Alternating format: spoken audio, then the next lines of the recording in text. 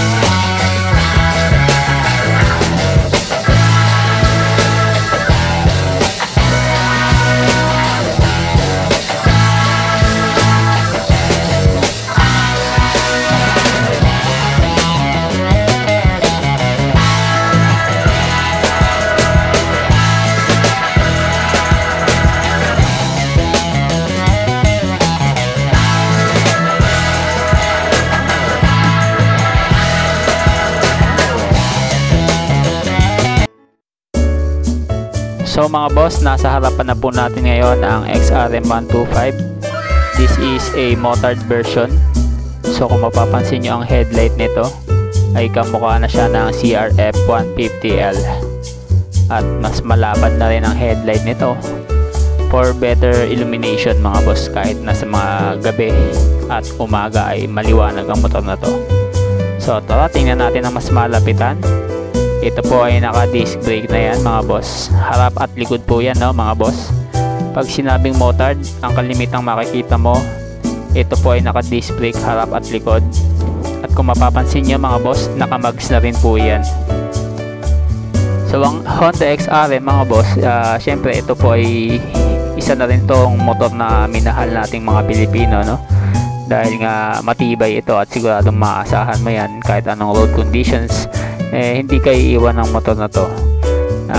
Siguro dahil na rin sa kanyang on and off road design, at pagdating sa kalsada ay talaga namang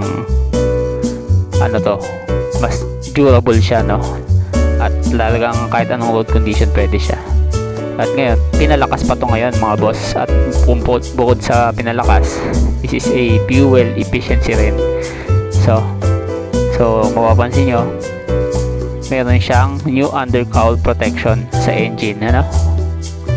So mas pinoprotektahan niya mga boss yung sensor ng hangin pag papunta dun sa makina. So kaya meron ganyan mga boss. So titingnan natin talaga yung looks talaga yung dating nito. Wala naman pinagbago sa dating version ng XRM, no? Pero kung dun sa pinaka first version, unang version mga boss, ibang iba na to. So kumbaga naging mas futuristic ang design nito.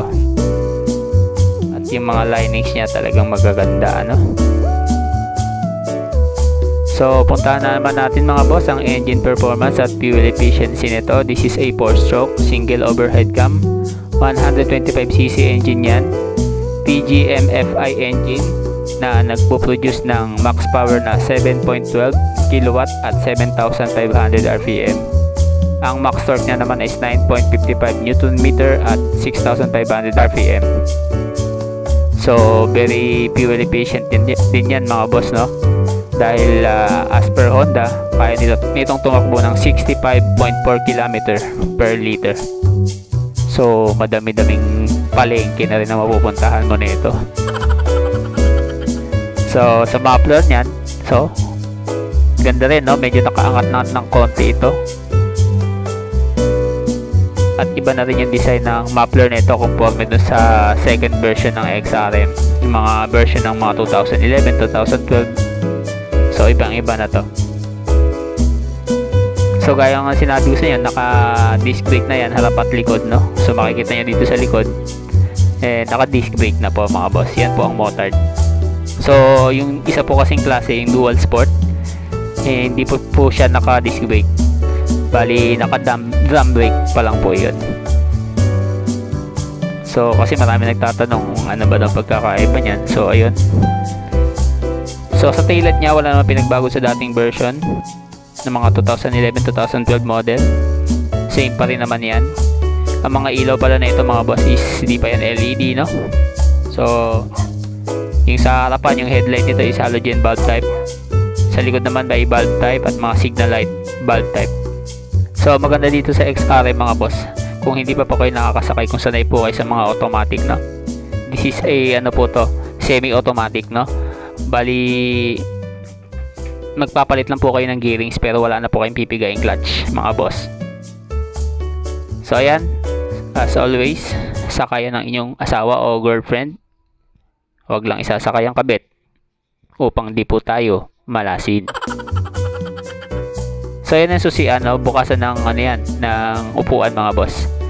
So pag binuksan mo yung upuan yan, so ganun pa rin naman sa version ng umpisa, nung same pa rin naman as the old version yung ano nito, under seat compartment.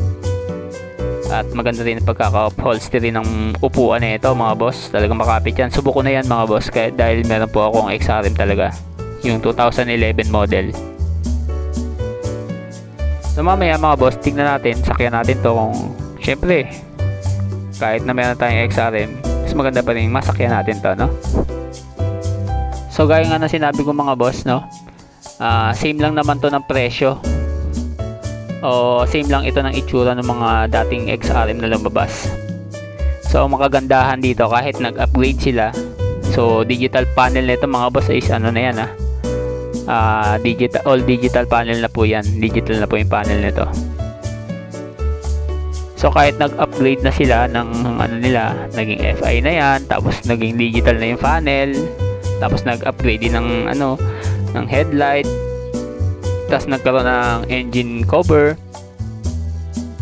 same pa rin naman po ang presyo niya, which is 73,600 po ang presyo nito sa market, no?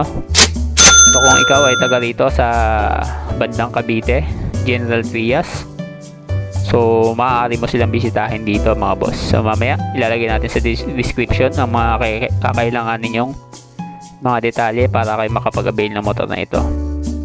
So dito sa ating harapan, so same pa rin naman siya ng mga dating version ng XRM. So dito ay makikita nyo yung meter panel niya is digital na yan mga boss. Yun talaga yung binago dyan, all digital panel na po yan. So gaya nga na sinabi ko mga boss, CRF 150L ang pinaggayahan ng pormahan nito, no?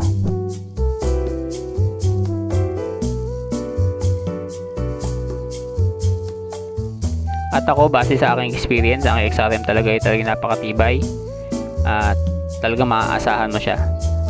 Imagine yung aking XRM is 10 years old na po siya at still working at napakatibay hanggang ngayon. Mapapansin nyo may mga vlog tayo nun dito sa ating channel. So tara, try nating sakyan mga boss, no?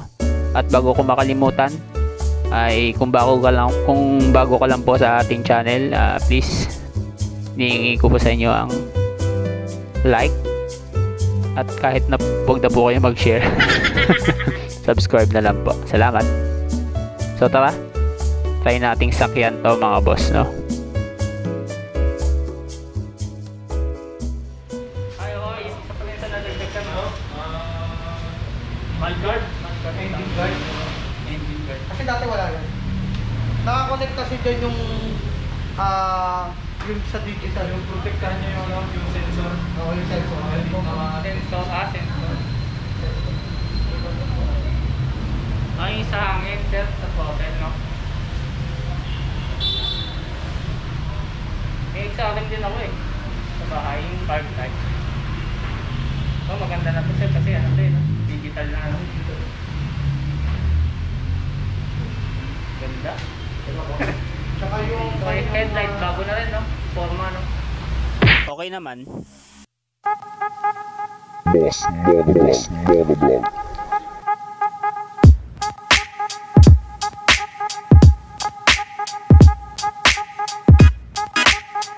Boss Monoblog.